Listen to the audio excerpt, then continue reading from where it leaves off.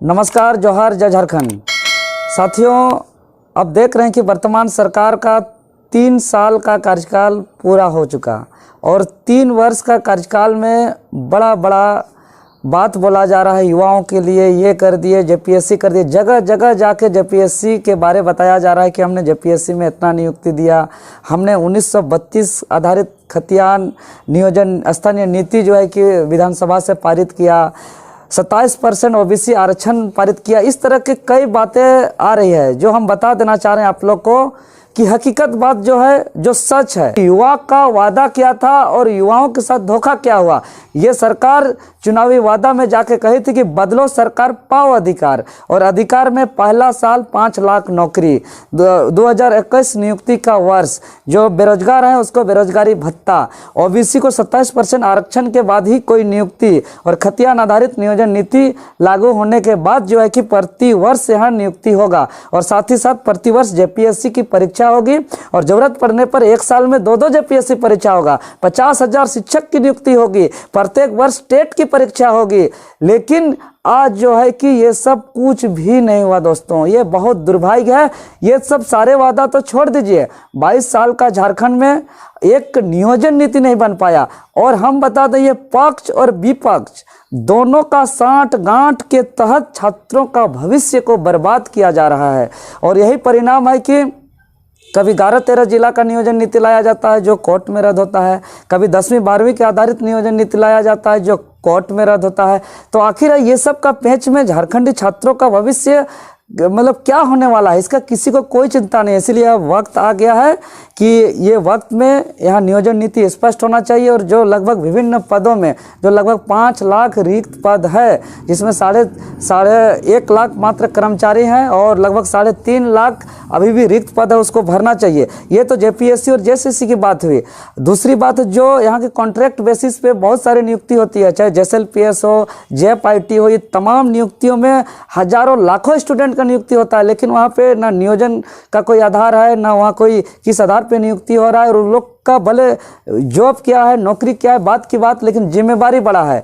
क्योंकि कोई computer operator का जो नियुक्ति हुआ है कॉन्ट्रैक्ट बेसिस पे, उसका वेतन जो भी हो, लेकिन पूरा ब्लॉक का जिम्मेवारी उस कंप्यूटर ऑपरेटर के ऊपर है। तो उस वहाँ पर अगर एक मेधावी, ईमानदार और डिजर्विंग कैंडिडेट नहीं रहेगा तो पूरा ब्लॉक पे एक बुरा असर होगा, पूरा ब्लॉक पे भ्रष्टाचार होगा, जिसके कारण आप देख रहे हैं सामान्य एक छात्र का एक जातीय स्थानीय प्रमाण पत्र बनाने के लिए 10-10 बार उसको चक्कर लगाना पड़ता है।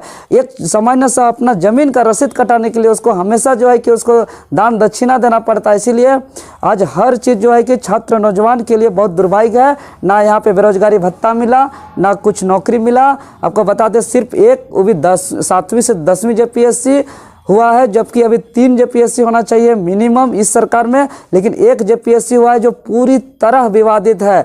बिना कॉपी जांचे, बिना मार्क्स का इन लोग वीडियो सीओ डीएसपी बना दिया है। इसीलिए अभी तक इन लोग के पास कटअप जारी नहीं किया गया, मार्कशीट जारी नहीं किया गया, ताकि मार्कशीट जारी होना बहुत आवश्यक है। पहला क्लास को मार्कशीट मिलता है, लेकिन यह जेपीएससी परीक्षा में नहीं मिलता है। देश के तमाम लोक सेवा आयोग में मार्कशीट मिलता है। आपका मार्कशीट नहीं आएगा, जो छात्र 1-2 नंबर में फेल हैं, तो किस सब्जेक्ट में कमजोर है, कि मेरा खोटा में कितना कम नंबर आया है, कि मेरा भूगोल में कम नंबर आया है, कि इतिहास में कम नंबर आया है, कि मेरा कुरमाली, 5 परगनिया खोटा, नागपुरी, मुंडारी, संथाली हो, कुड़ुक खोटा जो हमारा भाषा, उसमें कितना नंबर आया है, बाकी इतिहास, भूगोल, बाकी सब्जेक्ट में कितना नंबर आया, हमको कैसे पता चलेगा बिना मार्कशीट का। हर चीज़ का एगो प्राइस होता है, हर चीज़ का एगो नमक चावल भी खरीदते हैं, एगो माचिस भी खरीदते हैं, चॉकलेट भी खरीदते हैं, उसका भी एमआरपी है, प्राइस है। लेकिन जेपीएससी का अभी तक कटअप नहीं है, मार्कशीट नहीं है। साफ जाहिर हो रहा है कि ये बिना कॉपी जांचे नियुक्ति दिया है।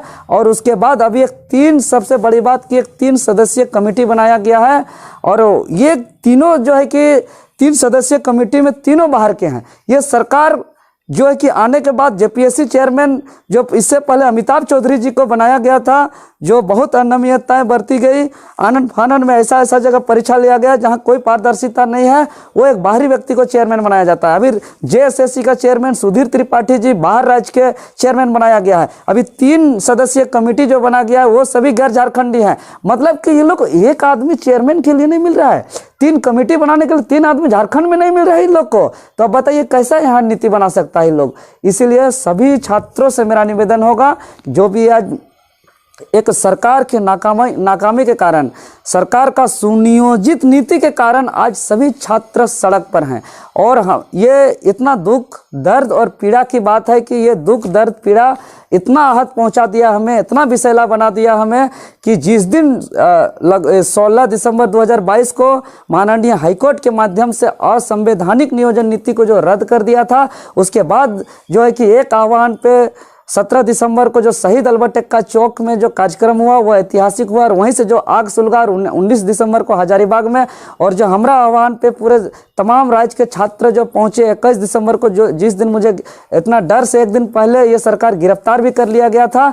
लेकिन हमारा आंदोलन, गिरफ्तार से हमें कोई डरने की जरूरत नहीं है, कोई घबराने की जरूरत नहीं है, क्योंकि आंदोलन में बिरसा मुंडा को भी गिरफ्तार किया जा रहा था, भगत सिंह को भी गिरफ्तार किया जा रहा था, महात्मा गांधी को भी गिरफ्तार किया जा रहा था। तो गिरफ्तार से हम लोग नहीं घबराते हैं। हमारा छात्र का जो दुख है, तकलीफ है, पीड़ा है, दर्द है कि एक छात्र का जो नौकरी लेने का समय जो होता है 21 साल से मैक्सिमम 30-31 साल तक, उस समय को वो गंवा रहा है। कभी कोरोना का नाम से, तो कभी नीति के नाम से, कभी जो है खजाना खाली के नाम से।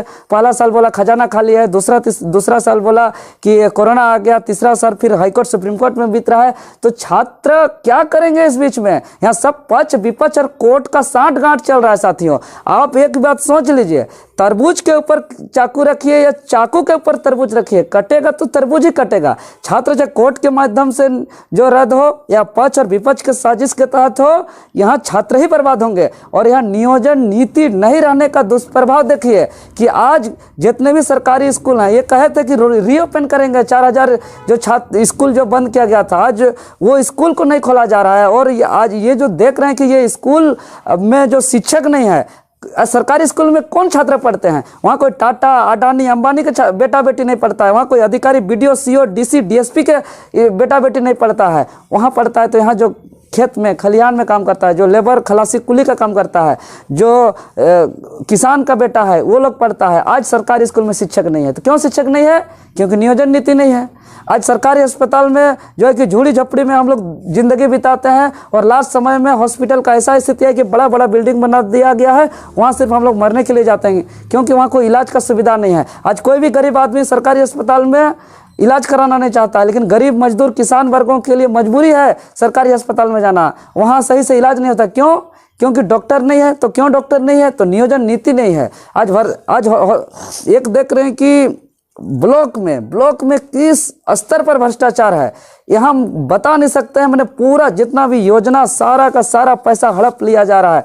हर विभाग में पैसा को हड़प लिया जा रहा है, क्योंकि हर जगह कंप्यूटर ऑपरेटर से लेकर अच्छे सभी कोई जो है कि अच्छे पूरा जिम्मेवारी वाला पोस्ट में आपका कॉन्ट्रैक्ट बेसिस पे है। और अभी ये शिक्षा मंत्री जो 50,000 शिक्षक बहाली करेंगे बोल के आया, और अभी बोल रहा है पारा शिक्षक बनाएंगे।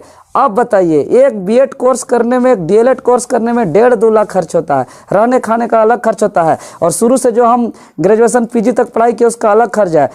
लाखों करोड़ों रुपया खर्च किए, किस लिए?